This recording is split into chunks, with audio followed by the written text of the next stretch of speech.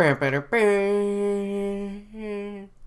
is up, YouTube? It's Josh. This is the Den of Nerds. This video is going to be very controversial. I mean, you see the title, you got here. So you're here for either one of two reasons. You're either here to hear what I have to say, or you're here to just get angry. Either or, I welcome you with open arms. However, a word to the feminists. Please understand, I am not shitting on feminism. I think feminism is great. And if you listen to what I have to say, if you actually let me analyze this, I think you might agree with the point I am trying to make. Having said that, some of you are just going to be angry. That's totally fine too. Bring it all on. I'm ready for any and everything. So let's get right into it. So this video is about the Killing Joke adaptation, the animated adaptation of the Alan Moore graphic novel. And of course, you saw the title. The theme is that I believe that feminism kind of hurt, killed, crippled this movie. And I should say, before I get really too far into it, there's going to be spoilers galore. So if you have not watched this film or you have not read Alan Moore's graphic novel, I highly suggest you go do that. Then come back to the video, and I think you'll have a better framework for all the points that I am going to make. So, really quickly, let me briefly explain the crux of the problem, okay? Basically, The Killing Joke is not a feminist story in the slightest. Barbara Gordon, of course, is paralyzed by the Joker and sort of used as a plot device to try to make Gordon go mad to show Batman that all it takes is one bad day. That's the theme of the comic, that is the theme of the book, and within that framework, Barbara is simply a plot device. I really do hate to admit it, but that's all that she is. There's really no room, in my opinion, to have a pseudo apology for the content within this film. So here's the thing. So what am I exactly talking about? What did they do in the movie to try to apologize to females, and what's my point? So they basically make a lot of changes from the original source material to the adaptation that they put on the screen. First of all, the entire film starts off with a scene with Barbara. She's explaining to the audience. She even makes this really meta point of telling us that she knows that this is not how we expected this to start with her. And I'll be completely frank, I didn't mind it at all. I thought that was really, really cool. I was like, okay, here we go. Different take. Very, very interesting. In the back of my mind, I'm thinking, I don't know how this is going to pay off in the end, but I was right there with them. So they have a couple of different things happen in the beginning of the film. First of all, they have this weird plot where she is being pursued by a villain who is like very intimately involved with her. It's personal, and it's supposed to mirror Batman's relationship with the Joker. All for it. Super cool. I was down. They also show that she has a thing for Batman. She's got this like gay friend, and they're modernizing it. They're doing all these things. No problem with that whatsoever. So she has this thing for Batman, and basically it's implied that instead of just being cold and calculating, which that's Batman, he's cold and calculating, he cares about her possibly in a lover sort of way. So he's trying to get her off of this case. There's conflict there, and this culminates with a fight in which she not only kicks the shit out of Batman, but pins him down and then kisses him and proceeds to have sex with him. Now, this is like a literal metaphor for feminism, right? You have this strong female character going toe-to-toe with one of the strongest male characters in existence, then she literally pins him down and, so to speak, has her way with him. And this is, of course, a very controversial point. It's been all over the internet. I'm sure you've heard about it by now. The Batcest, right? Because this is, of course, the Batman family. Now, there are all sorts of reasons why this irritates a lot of fans. There's an age difference there. It's out of character for Bruce. It's quite frankly out of character for Barbara. It totally dissolves the whole Dick Grayson thing. A lot of strange things. But I'll say this right now. In the context of the film, I had no problem with this scene. All the way leading up to it, zero problem. I actually thought it was kind of cool and ballsy to go there, right? I thought it was sweet, so I have no problem with that. But it's clearly an apology that's written into this kind of a story in order to not super duper upset female fans, okay? Also, very important difference. Instead of having to stop being Batgirl because of her injury, she quits because of the thing that happens with her and Bruce. She quits being Batgirl, not because of injury, but because of choice. Once again, totally cool with it. Girl power, awesome. I'm totally down. Here's where it gets weird. The next 2/3 of the movie are like a straight adaptation of The Killing Joke. And what this does is a couple different things. It really confuses me because I don't understand how you can have this first part of the film where she's strong, she's independent, she does all of this stuff, and then she not only does she get shot and the film proceed the way the graphic novel does, but she plays little to no role with the story going forward. So if you've ever read The Killing Joke, the way that it basically goes down is that Batman goes to see the Joker, right? And he wants to talk to him. He wants to talk to him about their future and about inevitability, about who's going to kill who, right? Because maybe, you know, it's so cool. Like this whole Alan Moore stuff, these conversations, really, really well done. Who's going to kill who? Batman believes in his heart of hearts that he has to genuinely try at least one time to help him, to prevent the inevitability of what he believes is going to happen between him and the Joker. Okay? Then, when he goes to talk to him in Gotham, he realizes it's not even the Joker. It's some guy in makeup. So the Joker either never was captured or escaped somehow, right? So then they show Barbara and Commissioner Gordon, and, you know, they're doing their thing. Barbara answers the door while telling a story about how the Joker used to scare her, or rather the stories of him that her father would tell her used to scare her. When she opens the door, he's there.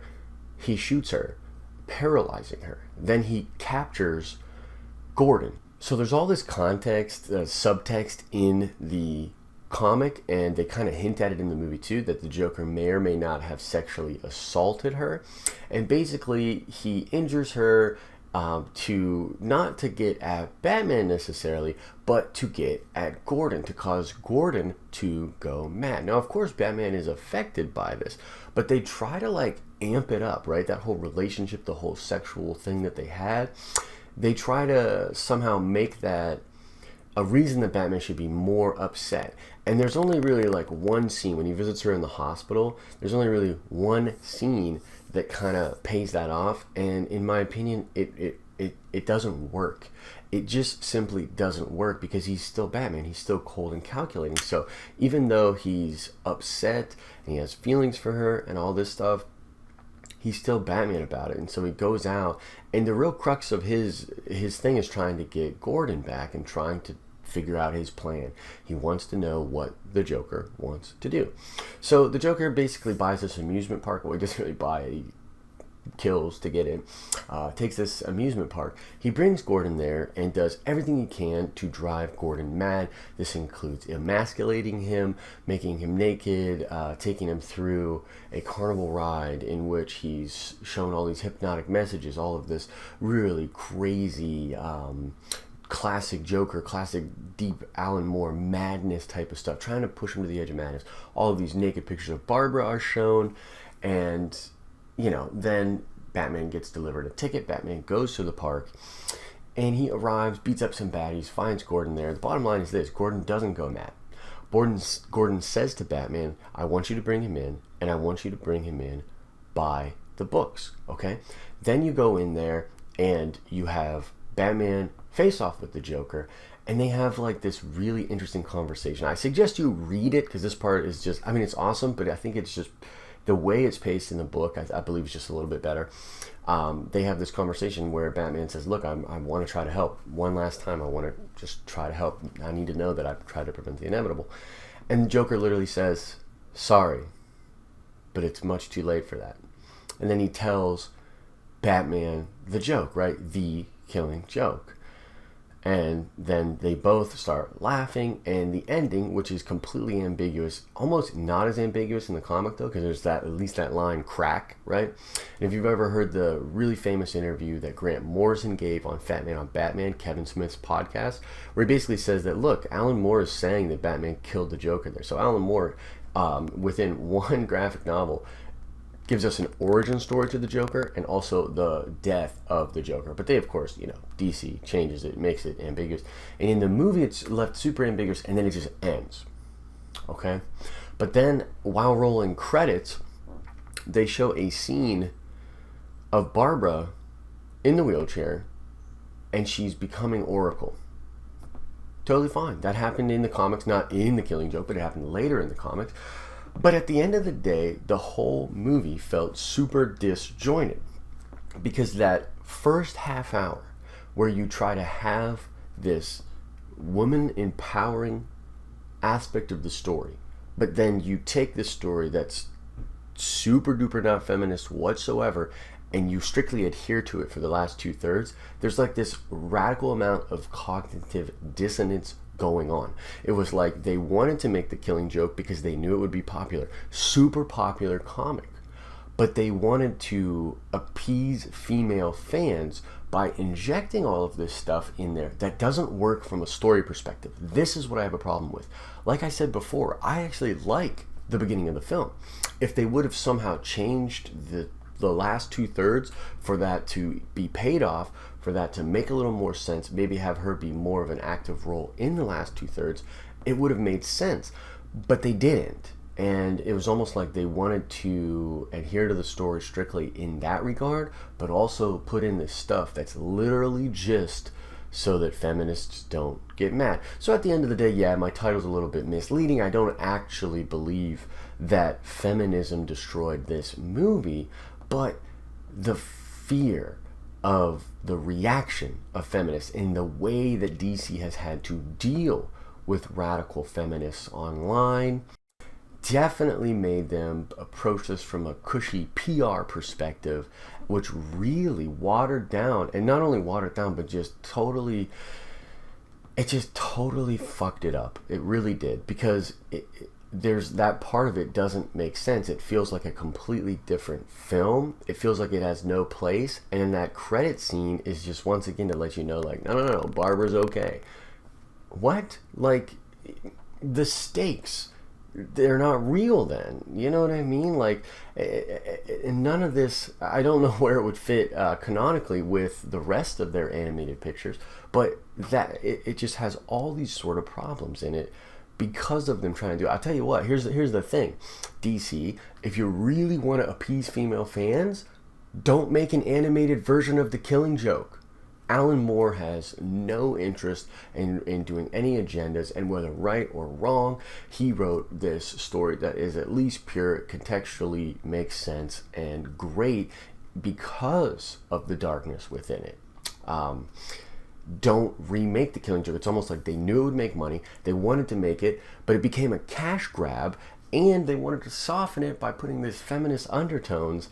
And in my opinion, that really destroyed the film. Just my opinion, of course. But that is basically what I think of the film. Kind of a mini review, but more like what the actual issue was with the film. Please let me know in the comment section what you think. I'm happy to have a conversation about this sort of stuff. Like I said before, I am not shitting on feminism. I think feminism is great. I think that putting feminism in The Killing Joke is a mistake because it doesn't make sense contextually. I'm a story guy, I'm a writer, so it all has to make sense contextually. One of two options: change the ending of the story to fit that beginning you put in, leave that beginning out, or just don't make it. I guess that's three options, but they were never going to not make it. So the two options were that, and they chose poorly, in my opinion. So, like I said, let me know your thoughts. Let's check that nerd card. We're going to keep it in the Bat family. So this question is, if you can name all of the different Robins that ever existed in the Batman mythos, including a female one who is an awesome character and makes sense contextually. So that's the question. Tell me every single Robin that ever existed in the Batman family. like the video if you thought it was awesome. Feel free to dislike it if you did not. I really want to have a conversation. This is supposed to spark a conversation, so I want to talk to you about this in the comment section. As always, I hope you're having an awesome and nerdy day. See ya!